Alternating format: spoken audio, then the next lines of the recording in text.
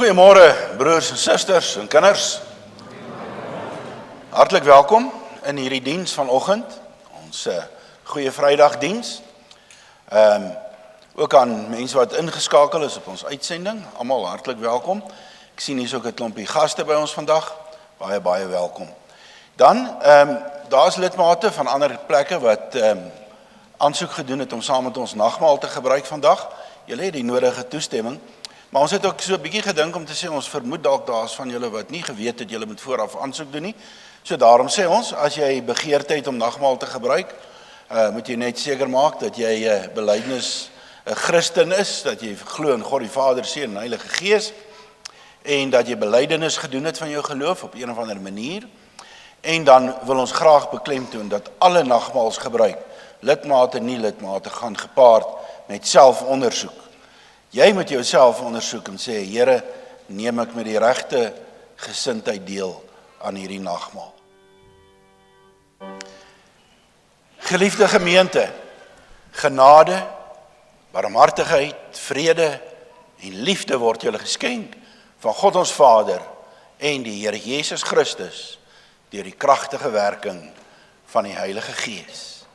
In die vroeë kerk, toe die belydenis, toe dit mooi gestel moes word, wie Jesus is hierdie belydenis geskryf. En dit het ook iets gesê oor die drie-eenheid, die Vader, die Seun en die Heilige Gees, want dit is die ander ding wat moeilik is om te verstaan. So kom ek lees vir julle, ek sal in die preek bietjie terug verwys daarna. Ons glo in een God, die almagtige Vader, die skepper van hemel en aarde, van alle sigbare en onsigbare dinge, en in een Here Jesus Christus, die eniggebore Seun van God, voor al die eeue uit die Vader gebore. Hy is God uit God, lig uit lig, ware God uit ware God, gebore, nie gemaak nie, een in wese met die Vader, deur wie alles tot stand gekom het. Hy het ter wille van ons, mense, en ons saligheid uit die hemel neergedaal, en het deur die Heilige Gees uit die maagd Maria vlees geword. Hy het mens geword. Onder Pontius Pilatus is hy vir ons gekruisig. Hy het gelei en hy is begrawe. Op die derde dag het hy volgens die skrifte opgestaan en hy het na die hemel opgevaar. Hy sit aan die regterhand van die Vader en hy sal met heerlikheid terugkom om die lewendes en die dooies te oordeel. Aan sy koningskap sal daar geen einde wees nie. Ons glo in die Heilige Gees, wat Here is en lewend maak. Hy gaan van die Vader en die Seun uit, word saam met die Vader en die Seun aanbid en verheerlik. Hy het deur die profete gespreek. Ons glo aan een heilige, algemene en apostoliese kerk. Ons bely een doop tot vergifnis van die sondes. Ons verwag die opstanding van die dooies en die lewe van die toekomstige bedeling. So daar was hierdie man Arius wat gesê het, Jesus is 'n skepsel van die Vader. Hy is nie self God nie. Hy is die eerste skepsel, die hoogste skepsel, maar hy is nie God nie. So hierdie belydenis sê baie duidelik, Jesus saam met die Vader en die Heilige Gees is God. Kom ons sit net so, dan bid ons saam. Here ons God, ons herdenk met hierdie dag die wonder van Jesus wat ewige God is, maar mens geword het. En help ons dat ons nie sal vaskyk teen 'n sies tog 'n dierbare babatjie van Kersfees nie. Maar dat ons hom sal sien op dit wat terselfdertyd die hoogtepunt, maar ook die laagtepunt is van sy koms na hierdie aarde. Toe hy kom ly het en uiteindelik gesterf het.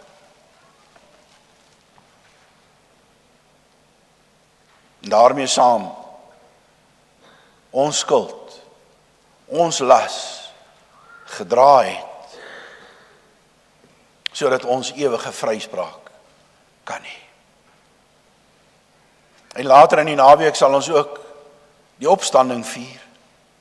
Want die graf kon hom nie hou nie, die kruis is leeg, die graf is leeg. Ja, Jesus leef waarlik.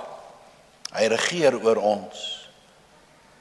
En ons is sy disippels, wat hom volg in sy voetspore, so naby, dat die stof van sy voete op ons kom lê. Seën ons daarom, op hierdie dag en elke dag, met die onuitwisbare geloof, dat Jezus dit alles gedoen het in ons plek, en steeds oor ons regeer, omdat hy dit verdien het, deur die dood te oorwin. Ons bely ons eie sondes voor U, ook die feit dat ons aandeel het in die feit dat Jezus aan die kruis moes hang deur ons sondes. Ons bely dit, maar dankie dat ons ook in die nagmaal kan herinner word dat hy volkome betaal het vir al ons sondes. Ons bid so in Jesus se naam. Amen. Ek gaan vir ons 'n paar gedeeltes lees. Eerste is uit Lukas 23, vers 44 tot 49, dan Filippense 2 en dan ook 2 Korintiërs 8, 'n gedeelte. Lukas 23, dit was ongeveer die 6de uur, en duisternis het oor die hele aarde toegesak tot die 9de uur.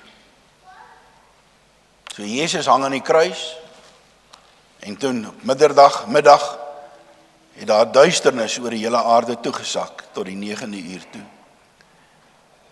Die son is verduister, en die voorhangsel in die heiligdom is in twee geskeur.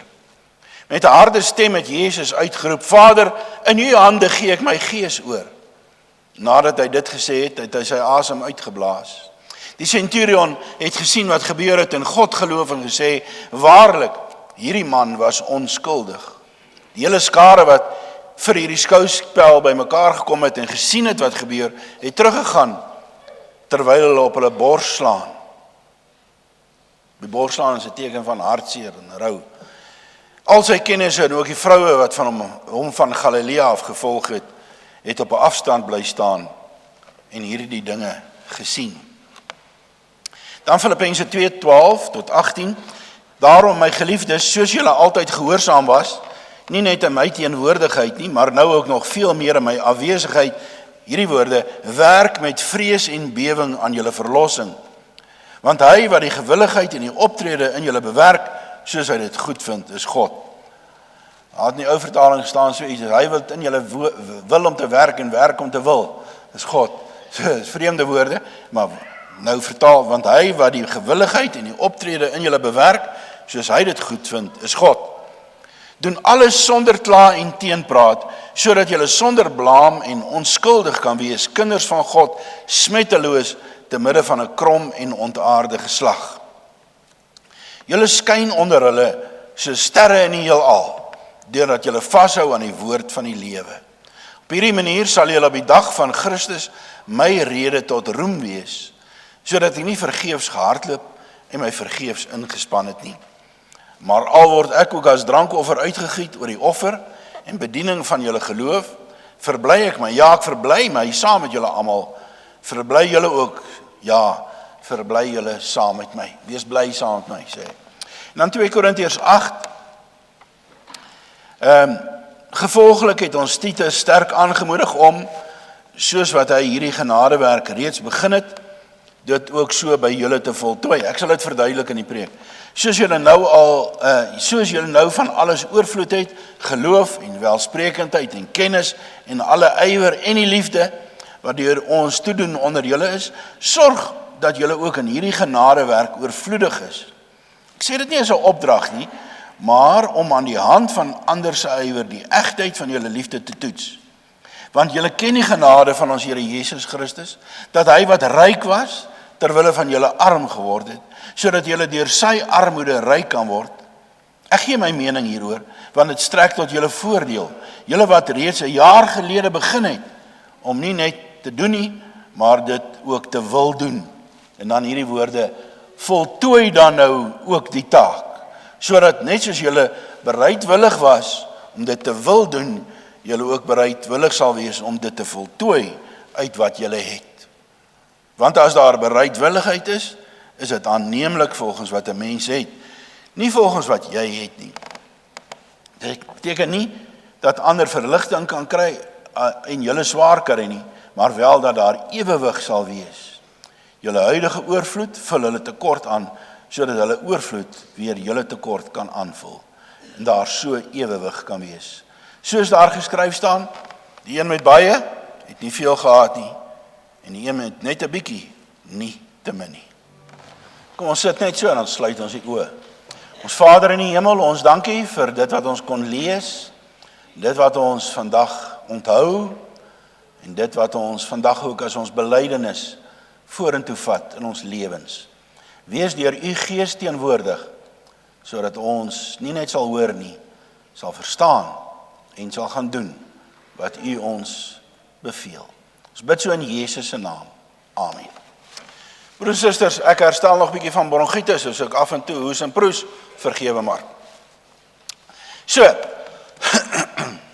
elke jaar, as ons by hierdie tyd van die jaar kom, by Paasnaweek, staan ek eintlik so 'n bietjie verstom, dat ons hierdie dag, wat waarskynlik die swartste dag in die geskiedenis, nie waarskynlik, wat verseker, die swartste dag in mense jeugenis is, dat ons dit Goeie Vrydag noem. I mean,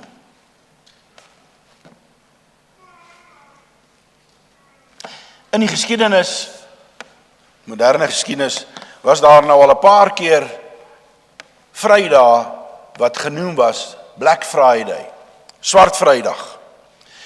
Ons weet daar is nou 'n tendens om dit 'n dag te maak waarop jy allerhande goedkoop inkopies kan doen, maar dis nie waarvan Swart Vrydag praat nie, Black Friday. Black Friday in die geskiedenis was 'n paar keer wat daar op 'n Vrydag een of ander crash, een of ander ineenstorting van die Amerikaanse aandelemark was. En ons weet, as Amerika so deur 'n krisis gaan, dan gaan die hele vrye wêreld, of die westerse wêreld, ook in 'n krisis in.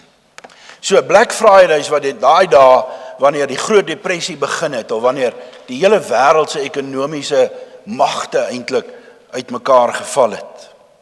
Ekonomiese doom en gloom. En as ons dit 'n Swart Vrydag kan noem,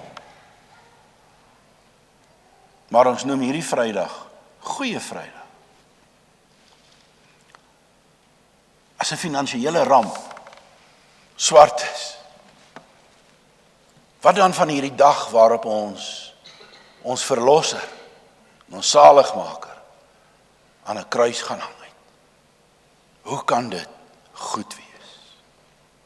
Om iets van hierdie bittere paradoks te verstaan, moet 'n mens vir Jesus ontmoet. Jy sal dit nie verstaan as jy nie aangesig tot aangesig met Jesus gekom het nie.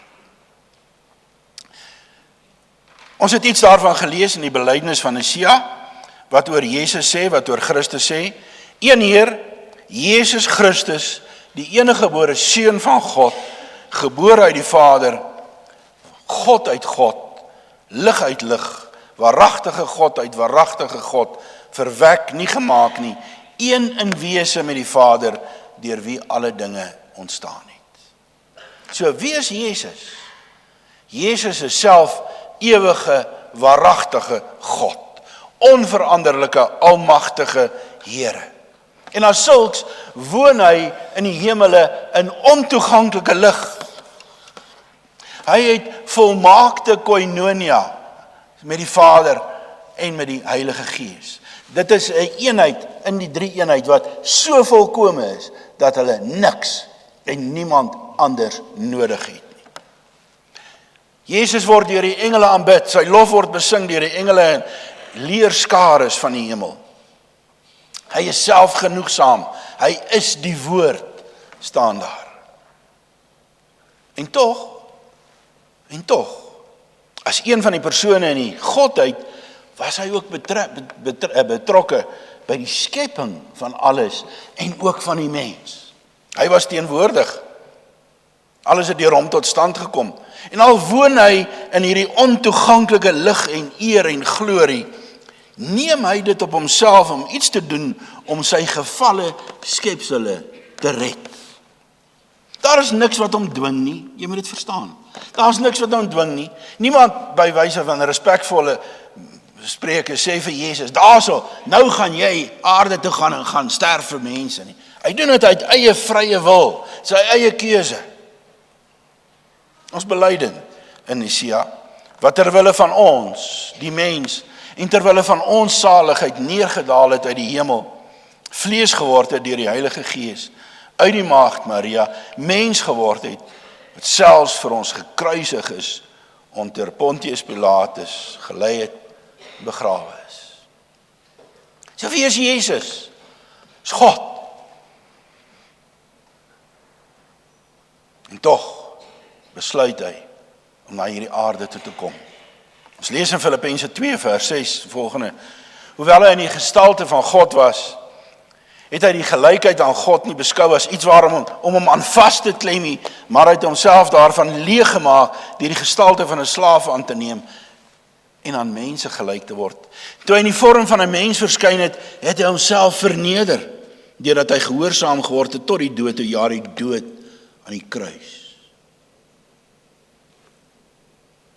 So geliefdes, om te verstaan en om te waardeer wat Jesus gedoen het, moet jy verstaan wat die kontras is tussen sy woonplek in die hemele en die mensdom na wie toe hy afgekom het. Wil jy moet dit verstaan, hierdie heilige plek in die hemel, ontoeganklike lig sê ons. En dan word daar van die mense na wie toe hy kom gesê in Romeine 3. En ek is jammer as dit jou aanstoot gee, maar dis wat die Here sê. En dis wat die waarheid is. Romeine 3. Hy sê, daar is niemand wat regverdig is nie. Selfs nie een nie. Hy praat van ons. Daar is nie een wat verstandig is nie. Daar is niemand wat na God soek uit sy eie nie. Almal het afgedwaal, almal het ontaard. Daar is niemand wat goed doen uit hulle eie nie. Selfs nie een nie. Hulle keel is 'n oop graf, met hulle tonge bedrieg hulle. Die gif van adders is op hulle lippe. Hulle mond is vol vervloeking en bitterheid. Haastig is hulle voete om bloed te vergiet. Verwoesting en ellende is op hulle paaie. 'n Pad van vrede ken hulle nie. Hulle oë is daar geen vrees vir God nie.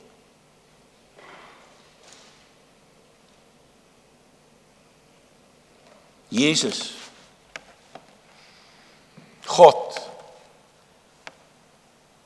selfgenoegsaam, en hy kom woon, amper wil ek sê, onder hierdie spil. Hy kom af, hiernatoe. Dis ook wat hom getref het, toe hy op die aarde kom leef het, die totale haat en verwerping deur die mense na wie toe hy gekom het, om hulle te kom red. Johannes 1:10b en 11, en tog het die wêreld hom nie erken nie. Hy het gekom na wat syne was, en tog het sy eie mense hom nie aanvaar nie. Johannes 15 sê Jesus, as die wêreld julle haat, moet julle weet dat hy my voor julle gehaat het. Wie is Jesus? Dis God. Maar gehaat deur die mensdom. So, Jesus is liefde. En Jesus kom bewys liefde aan die mensdom. En die mensdom verwerp hom. Soveel so dat daar op haar die eerste Goeie Vrydag, daar 'n skare van mense is wat aandring en skreeu, kruisig hom, kruisig hom, kruisig hom.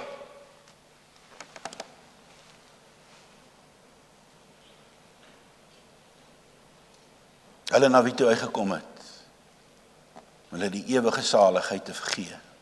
Kruisig hom, kruisig hom, kruisig hom. Ons lees daar van Lukas 23. Daarna het Pilatus, die priesterhoofde, die lede van die Joodse raad en die volk bymekaar geroep en vir hulle gesê, julle het hierdie man voor my gebring as 'n opruier van die volk. Nou het ek in julle teenwoordigheid die saak ondersoek en het in hierdie man geen grond gevind vir die aanklag wat julle teen hom inbring nie. Herodes het ook nie, want hy het hom na ons toe teruggestuur. Hy het beslis niks gedoen wat die dood verdien nie. Ek sal hom dus laat geesel en dan loslaat. Maar soos een man het hulle geskreeu, weg met hom, laat Barabbas vir ons los. En Barabbas was in die tronk oor 'n opstand in die stad en oor moord. Omdat Jezus vir Pilatus vir Jezus wou loslaat, het hy weer met hulle gepraat. Maar hulle het aanhoudend uitgeroep, kruisig hom, kruisig hom, kruisig hom. Derde keer sê Pilatus vir hulle, watter kwaad het hierdie man gedoen? Ek het in hom niks gekry wat die doodstraf regverdig nie. Ek sal hom laat gesel en dan loslaat. Hulle het egter met 'n harde geskreeu aangehou om te eis dat Jezus gekruisig moes word. En met hulle geskreeu het hulle die oorhand gekry. En Pilatus het 'n besluit dat daar aan hulle eis voldoen moet word. Die man wat oor opstand en moord in die tronk was, het hy vrygelaat, soos hulle geëis het. Maar vir Jezus het hy uitgelewer, soos hulle wou hê. Jy weet, broer en suster, ek en jy kyk terug oor 20 eeue en ons sê, wat 'n eenvoudige, simpel, stupid skare van mense. Hoe kon hulle dit doen? Hoe kon hulle dit doen? Hoe kon hulle so 'n swart ding doen? Maar ek en jy, broer en suster, as ons daardie skare in ons geestesoog sien, weet jy wat? Dan moet jy ook jou eie gesig in daai skare sien. Kyk hoe skreeu daai ou met haat in sy stem, kruisig hom. En dis ek. Dis ek daai. My sondes. Dis my sonde wat daardie swart Vrydag so swart gemaak het. En tog, juist die feit dat ek en jy by wyse van spreuke onder daardie skare is wat maak dat dit 'n goeie Vrydag word, want Johannes 1:12, maar aan almal wat hom aanvaar het hy die reg gegee om kinders van God te word, hulle wat in sy naam glo.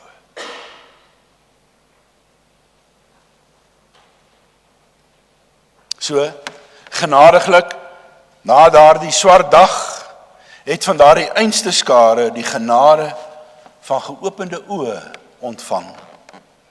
En deur die eeue heen is daar 'n hele skare van ons, mense wat wit gewas is in die bloed van ons Here Jesus Christus. God wat mens geword het, en die vyandigheid van die mensdom teen hom verdra het, Romeine 12. Hy het nie net die vyandigheid verdra nie, maar dit deurstaan en ons vrygekoop uit die hel waarheen ons op pad was. As ons weer uit Romeine 3 kan aanhaal, maar nou die vryspraak deur God waarvan die wet en die profete getuig in werking getree. Dis die vryspraak wat nie verkry word deur die wet te onderhou nie, maar deur in Jesus Christus te glo. God gee dit sonder onderskeid aan almal wat glo. Almal het gesondig en het ontbreek hulle aan die heerlikheid van die Here. Maar hulle word, sonder dat hulle dit verdien, op grond van sy genade vrygespreek, vanweë die verlossing deur Jesus Christus. Hom het God gegee as 'n offer, wat deur sy bloed versoening bewerk het, vir hulle wat glo. So, hoe kan dit gebeur dat die swartste dag in mense jeugenis 'n goeie dag genoem word? Ja, baie eenvoudig. Dis die dag waar daar vir ons redding aangebreek het. Romeine 8, ek gaan nie die hele stuk lees nie. Wie kan die uitverkorenes van God aankla? God self spreek hulle vry. Wie kan ons veroordeel? Christus Jesus het gesterf, maar meer is dit, is uit die dood opgewek. Hy sit aan die regterhand van God. Hy pleit vir ons. Wie kan ons van die liefde van Christus skei? Liefde, lyding of benoudheid of vervolging, honger en naaktheid, gevaar, swaard. Maar in al hierdie dinge is ons meer as oorwinnaars.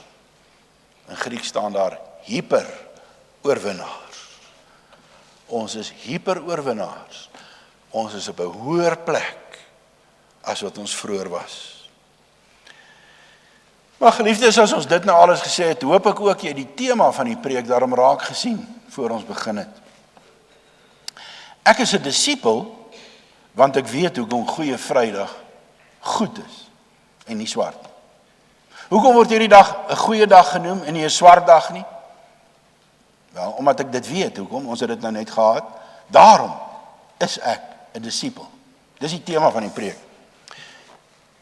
Ek gaan dit verduidelik. Net vroeër in hierdie week hoor ek iemand, sy naam is Derek Prins, wat sê, en ek het dit op die Facebook gedeel as jy wil gaan kyk, hy sê, met respekte, een van die Here se grootste probleme met mense vandag, een van die Here se grootste kopsere vandag, is die feit dat daar in die kerk so baie lidmate is en so min disipels. Laat dit insink. Kerk is vol kerklidmate, maar daar is so min disipels.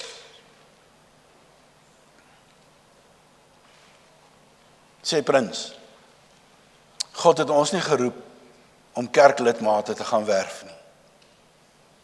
Hy het ons geroep om disipels te gaan maak. En 'n disipel is iemand wat volg in die voetspore van Jesus.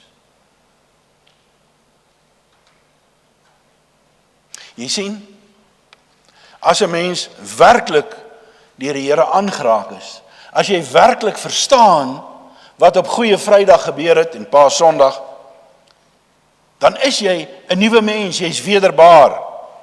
En dan vind daar 'n innerlike verandering plaas. Ons lees daarvan, Filippense 2. Daar staan in vers 12, werk met vrees en bewering aan julle verlossing. Ekskuus. En hy wat die gewilligheid en die optrede in julle bewerk, soos hy dit goed vind, is God. 83 vertaling, is God wat julle gewillig en bekwaam maak om sy wil uit te voer. So broer en suster, as ek en jy op die dag kom wat ons verstaan wat Jesus gedoen het, vind daar veranderings plaas. Dan wil ons doen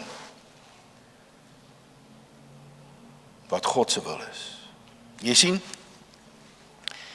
die bedoeling hiervan is nie om te sê dat jy moet iets gaan doen om jouself verder te red nie, maar omdat jy gered is,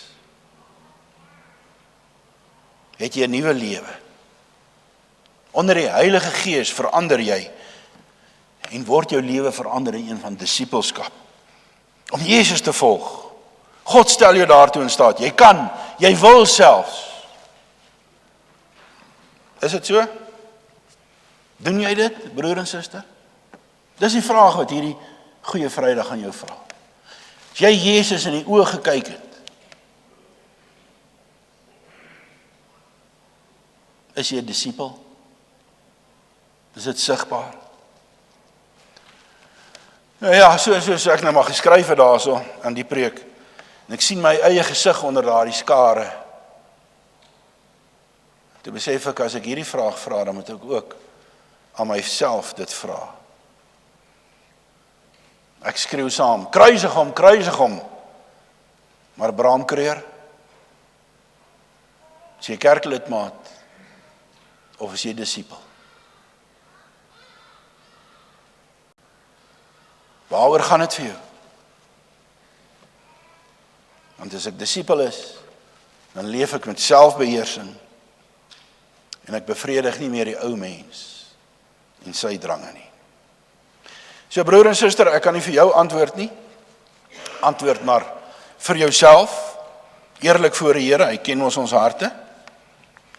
Ek kan nie. Maar plaas jouself in die spieël. Is jy 'n kerklidmaat en disipel, of is jy maar net 'n kerklidmaat? Ek dink, ons het baie keer baie mooi voornemens, ek gaan met hierdie gedagte afsluit. Ons het baie keer baie mooi voornemens. Ons gaan regtig die dinge van 'n disipel doen. Maar voornemens is nie die ware Jakob nie. En dan val daar in ons lewens dinge voor.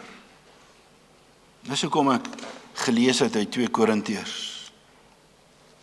Ons het sulke mooi voornemens. Ek gaan Hierdie nagmaal skerp my op. Ek gaan die dinge van 'n disipel doen. Ek gaan as disipel leef.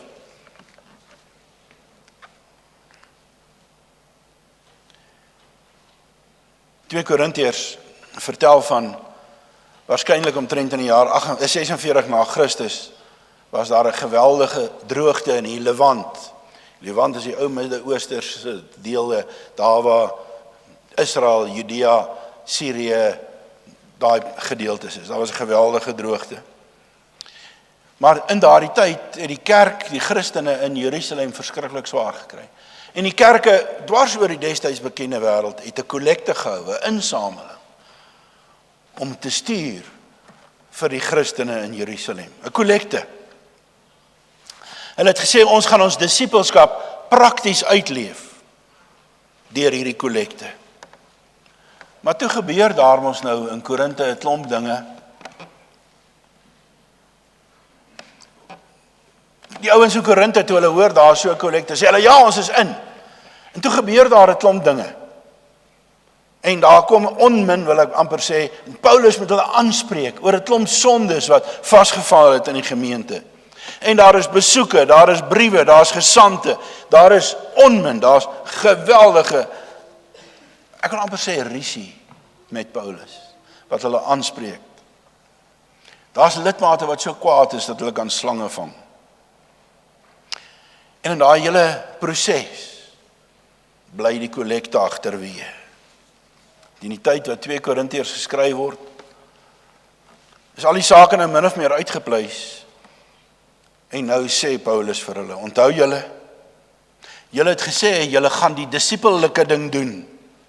Julle gaan bydra om die nood van die ander gelowiges te verlig. Maar nou het al hierdie dinge voorgeval, en van al julle goeie voornemens, het daar niks gekom nie. Laat my dink, hoe dit ek maar in ons lewens gaan, né? Ons maak allerlei mooi voornemens, maar ons as hulle sê, life happens, die lewe gebeur. En af van al ons voornemens kom daar weinig. Kom ons maak vanoggend opnuut, op hierdie goeie Vrydag, die voorneme om nie net kerklidmate te wees nie, maar disipels. En dan gaan ons nou die nagmaal vier. Die nagmaal wat ons herinner hoe die swartste dag in die mensgeskiedenis goeie dag kan wees. Goeie Vrydag. Want uit sy dood het daar vir ons verlossing gekom. Maar die nagmaal roep ons ook op. Leef nou die lewe van 'n disipel. God maak jou gewillig en bekwaam dit te gaan doen. Want jy is 'n oorwinnaar. Nee, jy's 'n hyperoorwinnaar. Meer as 'n oorwinnaar. Deur Jesus wat jou vrygekoop het. Kom ons sit net so dan bid ons saam. Here, ons dankie vir Swart Vrydag wat Goeie Vrydag is. Gee dat dit so diep in ons harte sal kom lê, dat ons disipels sal wees. Amen. Kom ons sit net so dan bid ons saam.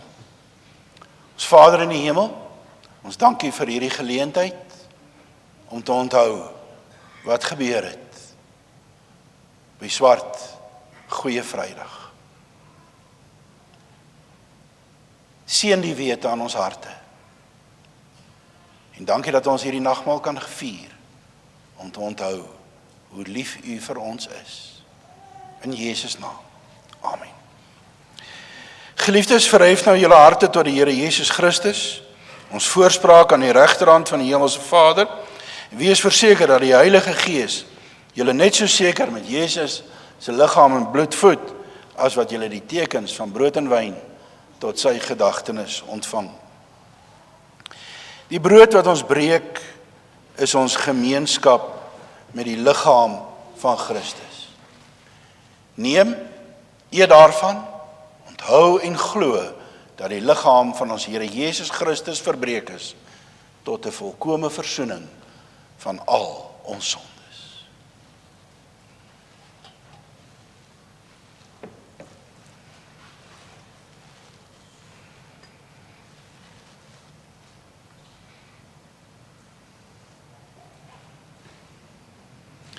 Die beker van danksegging, wat ons met danksegging seën, is ons gemeenskap met die bloed van Christus. Neem, drink daaruit, onthou en glo, dat die bloed van ons Here Jesus Christus vergiet is, tot 'n volkome versoening van al ons sondes. Die genade van ons Here Jesus Christus, die liefde van God die Vader en die gemeenskap van die Heilige Gees sal by julle wees en by julle bly.